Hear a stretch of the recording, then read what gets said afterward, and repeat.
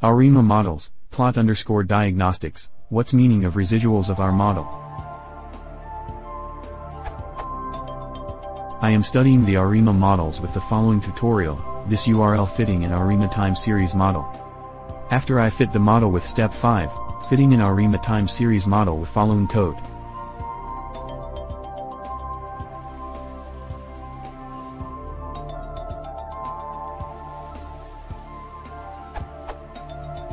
And plot. I don't know the meaning. The residuals of our model are uncorrelated and normally distributed with zero mean.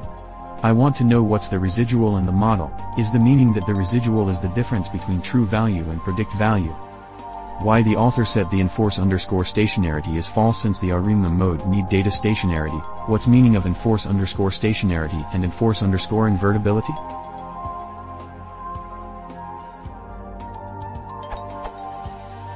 If possible, could you explain in detail? Thanks.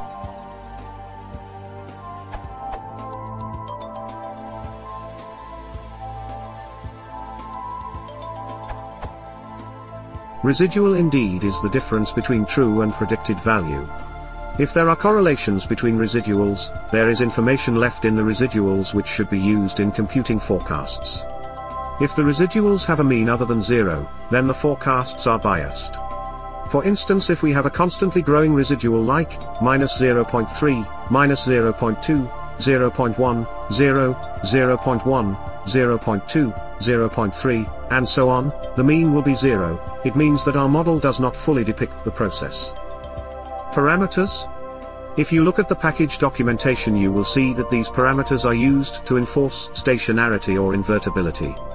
If the data is stationary, and the R parameters are chosen correctly, since you should have done some previous data pre-processing, why should we do it again? Same stands for invertibility.